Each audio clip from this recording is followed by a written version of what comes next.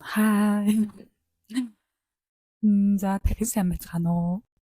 Өнөөдрээрээ өрөөндөө орж ирж хэлээ. Ягаад тэгэхээр нөгөө л наргүй болцсон. Одоо яг нарж харах гэж байна. Тэгээ жоо нартай тал руу гараад ирлээ. За тэгээд өнөөдөр болохоор би яг нөгөө 7 хүртний бяцлаглаар юу олж мэдсэн. Тэр бяцлаглаар ямар мэдрэмж авсан гэдгээ бас ярина. Түүнийг ярихаасаа өмнө энэ бичлэгийг яагаад ингэж олон тасдаж хийгээд байгаа юм бэ гэдэг шалтгаанаа ярихыг хүссэн юм аа. Эхний ээлжинд би ер нь яг өөрийнхоороо яг үннээрээ явахыг хүссэн. Ямар нэгэн маск зүггүй, дүр хэсэхгүйгээр зөвхөн байгаагаараа л тэгээд өмнө нь болохоор яг нэг дүр бүтээх гээд хичээгээд байдаг байсан юм болов гэж бодсон. Юмыг айгуу төгс хийх гээд төгс болгох гээд өөрийгөө айгуу дутуу үнэлээд дутуугаар сэтгээд тэ би юм ярих болоог байна. Цаг хугацаанд болоог байна гэд шалтгаалаад ч юм уу. Тэгээд яваад байсан гэдгийг анзаарсан. Төгс юм гэдэг ойлголт бас айгуу сонир тийм ээ. Төгс гэдгийг хүн болгон яг нэг айдлаар хардггүй. Нэг хүний харсан төгс зүйл нь нөгөө хүнд нь төгс биш байдаг ч юм. Ингээд бүх юм хоёр талтай.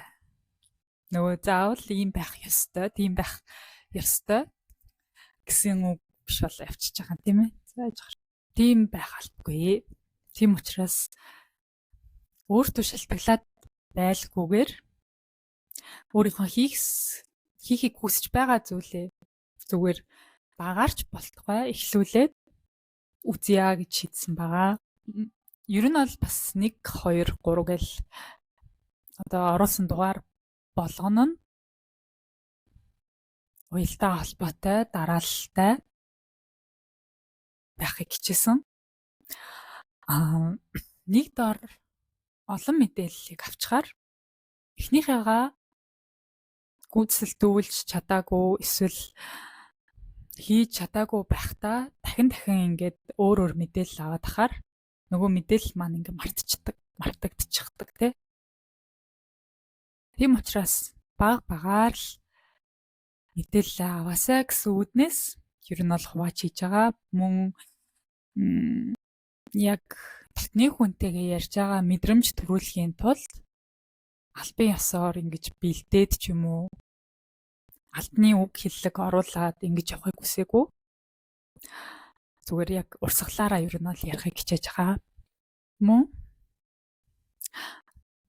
одоо яг цаг хугацаанд болсон байх гэж ер нь бодсон. Бүх юм цаг хугацаатай байдаг санагддаг. Өмнө нь 19 оноос хойш бодоод л гэдсэн тий. Тэр үед ч гэсэн миний цаг хугацаа биш байсан баг. Тийм үед заавал өөрийгөө хүчлээд өөрийгөө чадахгүй байна гэд өөрийгөө дутуугаар үнэлээд голоод өөлөөд шүүмжлээд би тэгээрээ яг тиймэрхүү өөр төр чинь адилхан нөхцөл байдал үүсэж байгаа бол би чадахгүй байна гэдэг дээрээ би өөрийгөө шүүмжлээд өөрийгөө буруутгаарай. Нөгөө бодлоо эрэг болгож хувиргах процессоо явуулна гэж ярьсан тийм ээ. Тэрэн дээр нэг цаг хугацаанд болохгүй байгаа юм билгүй дээ. За одоо биш юм бол хизээ нэгэн цагт би хийнэ гэдэг зорилтыг бас тавиад үзээрэй. Би яг он гаргаад нэг ажил эхлүүлэх гээд маш их сэтгэл зүрх судалгаа, шинжилгээ маш их зүйлийг хийсэн, хүмүүстэй уулзсан. Гэтэл ерөөсөө ингээд босхгүй байгаад исэн. Маш их хичээсэн, араас нь илдэж гүйсэн. Яагаад ч юм цаанаасаа нэг юм ингээд босхгүй байгаад. Тэгээ би төрхөн зурдаа орхисон байгаа. Гэхдээ бууж өгөхгүй. Яг тэр цаг хугацааг би яаж бодлоо эрэг болгосон бэ гэхээр за би надад те энэ ажилд маань бэлдэх цаг хугацааг олгож байгаа юм байна. Би арай бэлэн биш байгаа юм байна. Би өөрийгөө дахиад жоохон бэлдэх хэрэгтэй юм байна гэд зүгээр суухгүйгээр өөрийнхөө хийж чадах зүйлүүдээ баг багаар явуулж байгаа.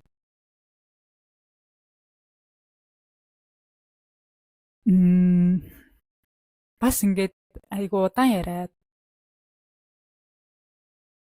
уйдгартай байж магадгүй. Ер нь бол угаасаа хөгжөөх гэж хийж байгаа подкаст ч юм уу бичлэг биш тийм ээ.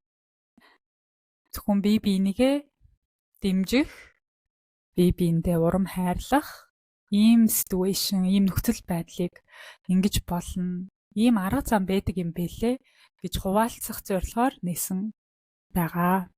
За яг нөгөө бяцлаглаа ярихаас өмнө багшийнхаа хэлсэн нэг гоё үгийг хэлье.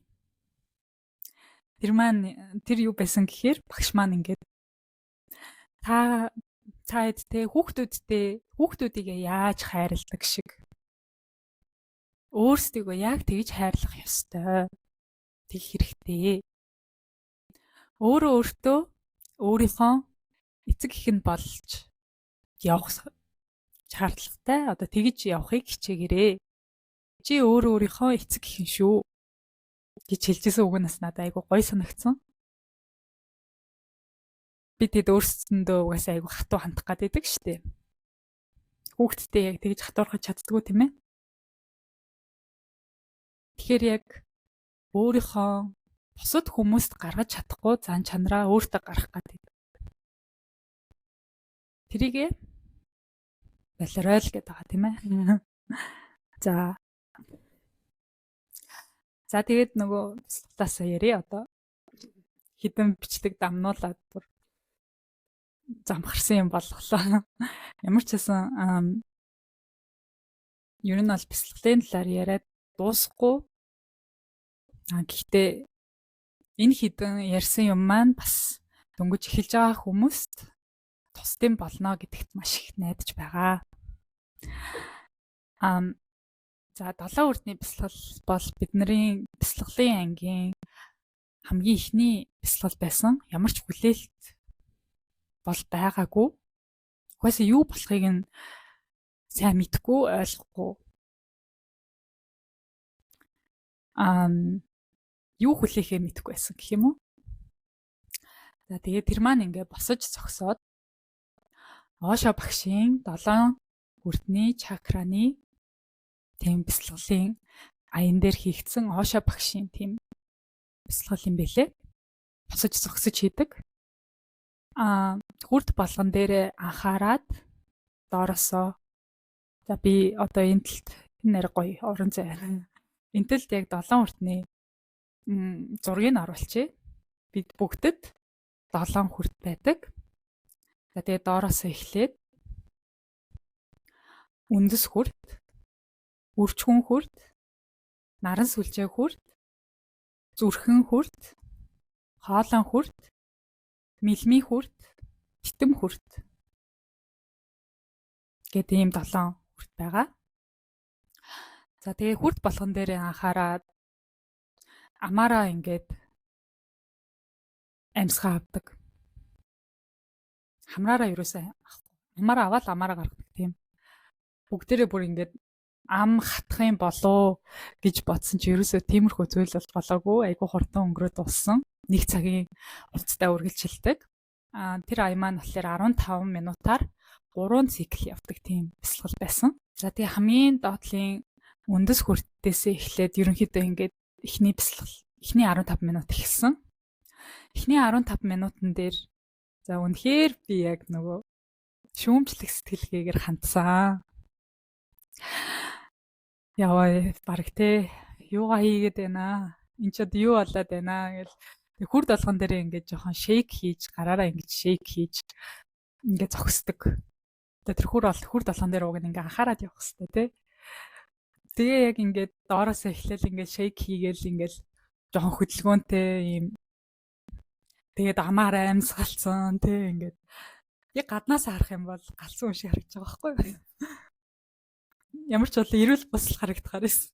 Тэг нөгөө гаднах руугаа баг ингээ анхаарат байгаа байхгүй тий. Би баг юугаа хийгээд байна даа л гэж бодоод өөрийгөө амар тийм шүүмжлэх сэтгэлгээгээр хандаал хийгээдсэн. За тэгээд нөгөө титэм хүрдэн дээрээ ирсэн чинь тэгэхэд л яг гинтийн одоо нөгөө нэг хугарлын цэг гэдэг шиг л бүр миний бодол ингээд 360 градус өөрчлөгдөөд миний бие ингээд томроод байгаа юм шиг санагдаад тэр өрөөнд бусад хүмүүсийн дуу чимээ надад сонсогдохгүй. Зөвхөн би өөртөө анхаарсан байсан. Миний нулимс ингээд шууд урссан. Миний бие ингээд томорцсон. Тэр өрөөнд багтахгүй байгаа юм шиг ингэж мэдрэмж төрсөн.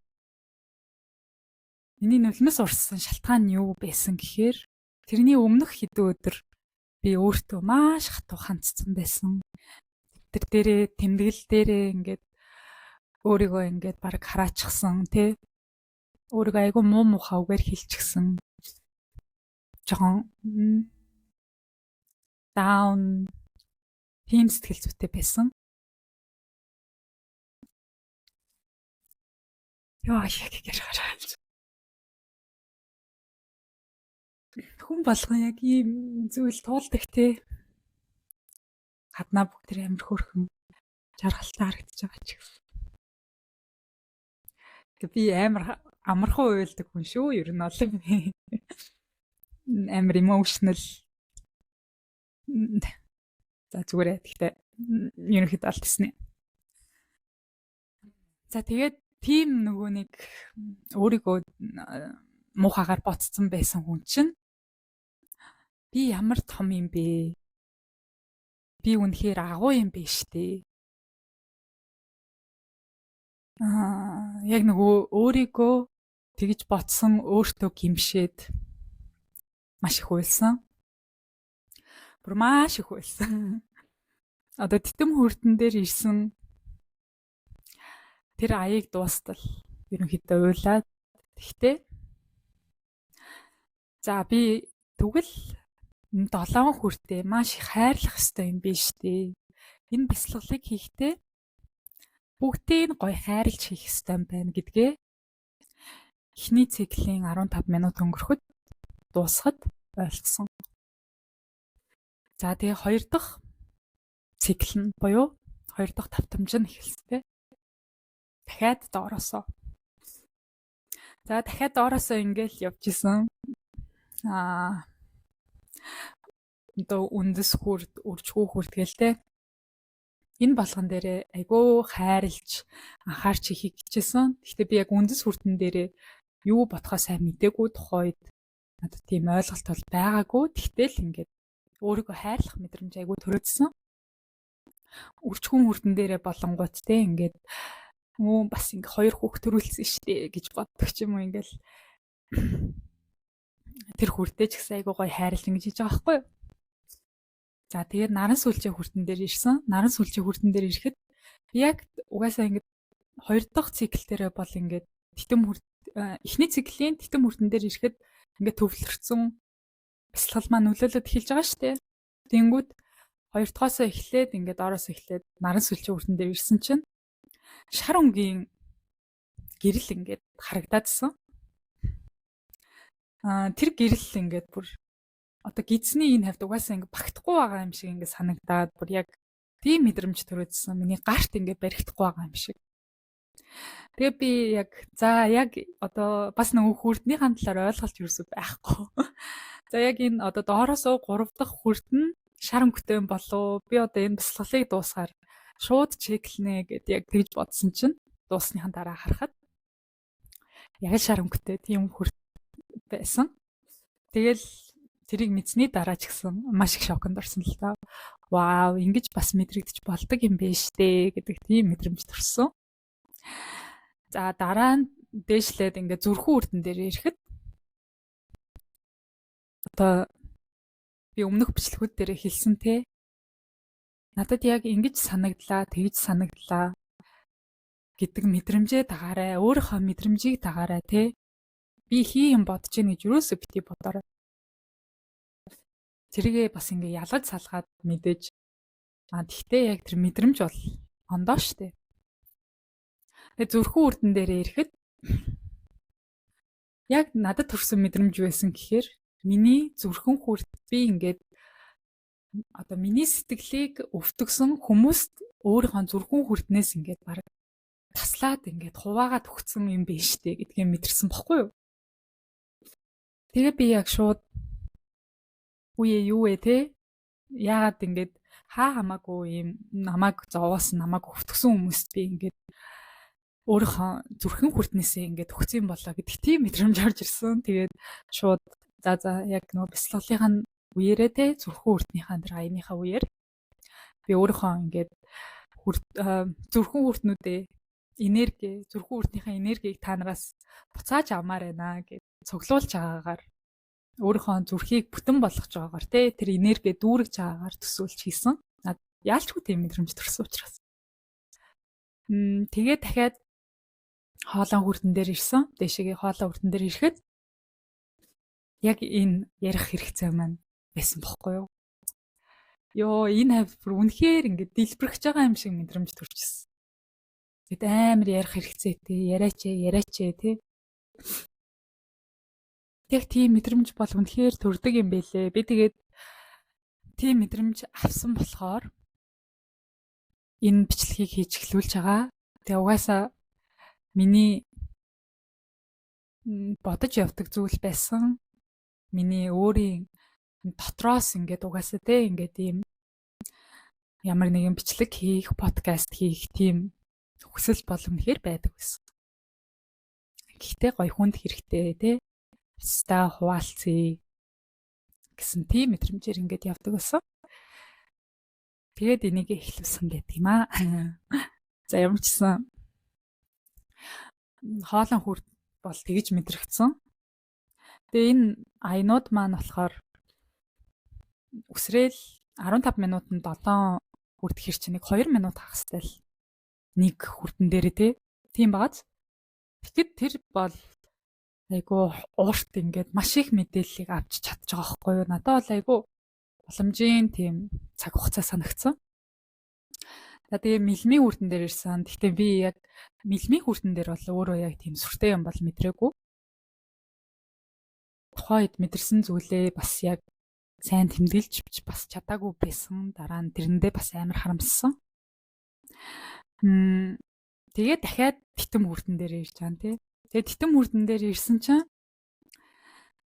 дахиад би яг ингээд тэр өрөөнд ингээд ганцаараа байгаагаар мэдрээ.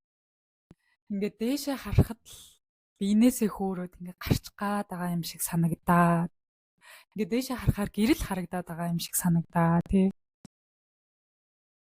Тийм нэг айгүй юм гэрэлтэй. Ингээд дээшээ харахаар л ингээд гэрэл байгаад байгаа юм санагдаал. Биенээсээ гарч гаад байгаа юм шиг санагдаал. Тэгэл айгүй их газраас ингээд хөлөөрөө ингээд зууралтайгаар ер нь бол хийжсэн. Тэгтэл би дахиад титэм хүрдэн дээр ирээл дахиад үйлс зөндөө үйлс. Тэгээд яг титэм хүрдэн дээр ирэхээр л би ийм том юм биш тэгэл те. Би ийм хүчтэй юм биш те. Намайг хайрладаг хүмүүс одоо зөвхөн энэ орчлон хорвоо дээр байдаг биш юм байна те. Ингээд дээрээс ингээд надад маш их хайр мэдрэгдээдсэн бохгүй юу яг би бол үннээсээ л ярьж байгаа шүү одоо. Үнэхээр тэгж мэдрэгдтэй намайг ингээд те өвөг дээдс минь ингээд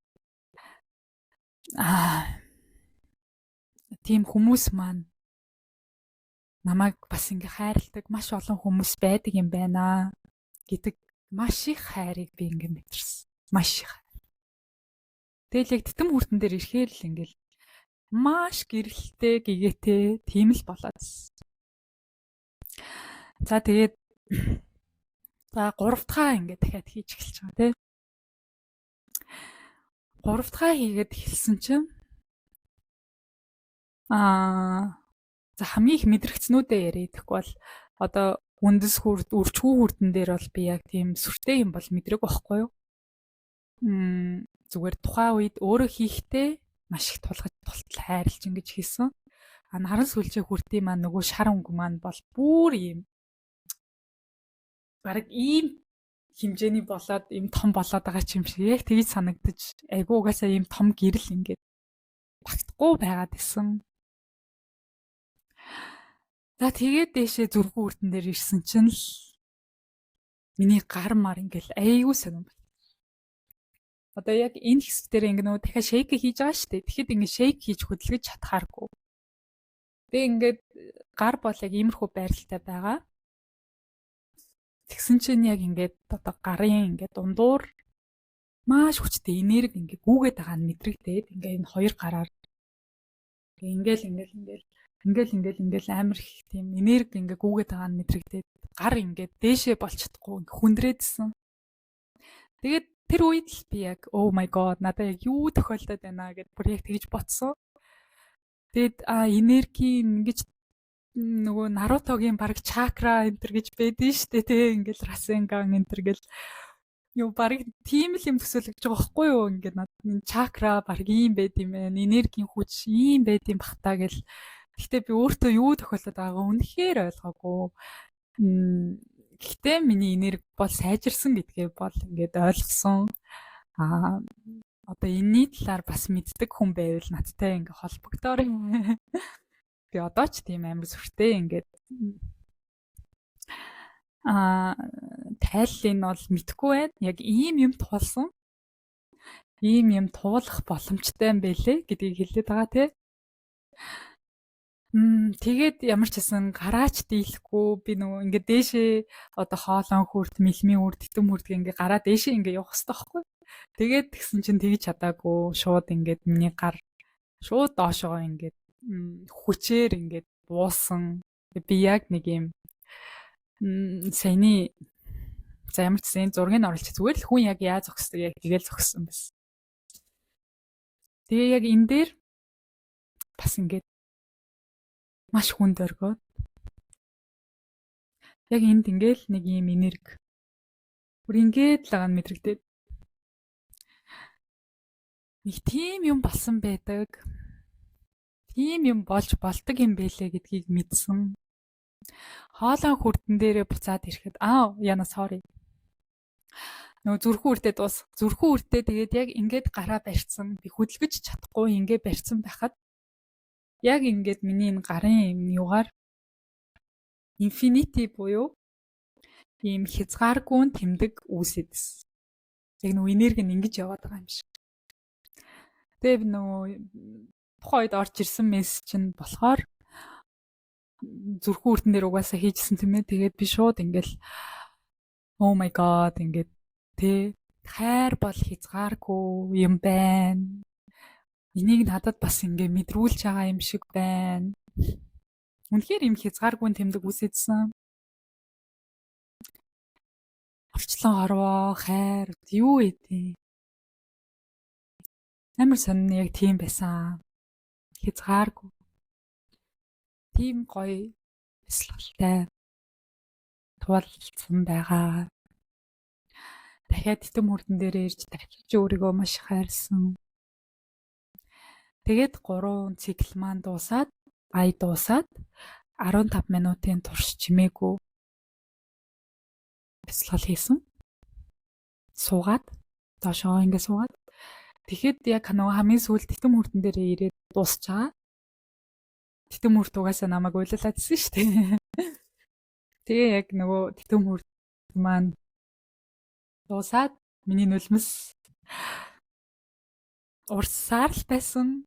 Би яг чимээгүй сууж бясалгахдаа бараг 5 минут 8 минут ч юм уу мэдхгүй нэлээд удаан байсан. Маш их байсан. Надад яг тийм хэрэгцээч байсан баг. Тийм нэг гоё бясалгалтай туулж байлаа. Тэр ангийг маань сонирхол бас надтай холбогдож болно. Би багштайгаа холбоод та хэдэд дэлгэрэнгүй мэдээлэл өгж болно. Тэгтээ шууд одоо хүний зөвшөөрлөхгүйгээр ийм тийм гэд хэлж болохгүй байна. Манай багш ч гэсэн ер нь өөр айгуу гоё тийм эмгтээлэг маш гоё эмгтэй байдаг. Би тэгээд яг багшигаа болсон доо маш их баяртай байдаг. Иймэрхүү зүйл туршлагуудыг туулсан учрах ёстой хүмүүс учирдаг гэдэг тийм ээ. Бид ямар нэгэн өмнөх насныхаа хийсэн үеийн үр гэхийг бас хүмүүс айгу муугаар бодоод идэг юм шиг байна. Сайн үеийн үр, муу үеийн үр гэдээ бас тий. Заавал муу бол биш шүү. Сайн үеийн чинь үр гэж бас байж болно шүү дээ. Тэгээд яг хин нэгэнтэй бол ямар нэгэн шалтгаангүйгээр уулздаггүй гэдэгт би бас итгэдэг. Аль нэг насандаа яг тэр дуусгаж чадаагүй үеийн үр байдаг болохоор дараа насандаа уулздаг юм шиг санагддаг. Зарим тохиолдолд тийм хосууд ч гэсэн байдаг те. Маш олон жил хамт байжснаа гинт ингээс салчдаг. Тэг тиймэрхүү зүйл дээр бас хүмүүс ингээл намайг яагаад ингэчүү, надад ингээд ингэчүү гэл нөө өөр төрөө ингээл буруух гээд идэг. Тэгж бити бодоорой. Та хоёрын уулзраад тэгээд нөгөө үүлийнхаа үрийг идэлээд хамтдаа дахиад цаг хугацааг өнгөрөөгөөд хийх юма хийгээд дууссан учраас харилцаа бас дуустдаг гэж би боддог. Найзууд дээр ч гэсэн тиймэрхүү жишээ байдаг те. Маш гоё найз нөхөд байж явж ийсэн. Маш гоё зүйлүүдийг хийж ийсэн. Гинт ингээл найзлахаа болцдог те. Одоо тэрэн дээр бол би яг ингээл цаг хугацаа бүх зүйлд цаг хугацаа гэж байгаа. Цаг хугацаа нь ингээд дууссан юм билгүү дээ ч юм уу. Жохон тэгж харахыг хичээдэг болсон байлээ. Энэ бичлэгийг сонсож байгаа хүн одоо энэ хүртэл сонсож байгаа хүн байх юм бол бас яг цаг хугацаа яг ингэж таарад намайг сонсоод энэ бичлэгнээс ямар нэгэн мессеж аваад эсвэл ойлгох зүйл аваад жаахан ч гэсэн тус нэмэр болсон болвол миний зорилго биелж байгаа.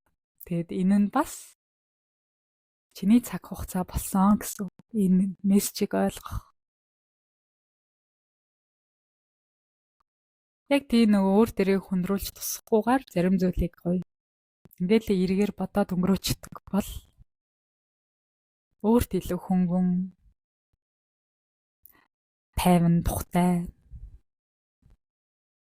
сэтгэл илүү амар болох бах гэж найдаж байна. За тэгээд тайминг гэдэг зүйлийг бас энэ сэдвэрээ бяцлаглалынхаа дундуур оруулж ярихыг хичээлээ. Намайг энэ хүртэл сонсоод хамтдаа байсан маш их баярлалаа. Намайг бас үзэж байгаад маш их баярлалаа. Бидээ баярлалаа гэдгээ харамлдаггүй байя, тийм ээ. Би бичлэг болгон дээр ер нь сайн захина. Талархлын үгээ харамгүй хэлдэг байгаарэ. Хүнд муу үг хэлж байснаас хэлээгүй байсан нь тэр те. Хэлээгүй байснаас сайн үг хэлвэл бүр дээр тийм ээ. За ямар ч гэсэн энэ хүртэл үзсэнд баярлалаа.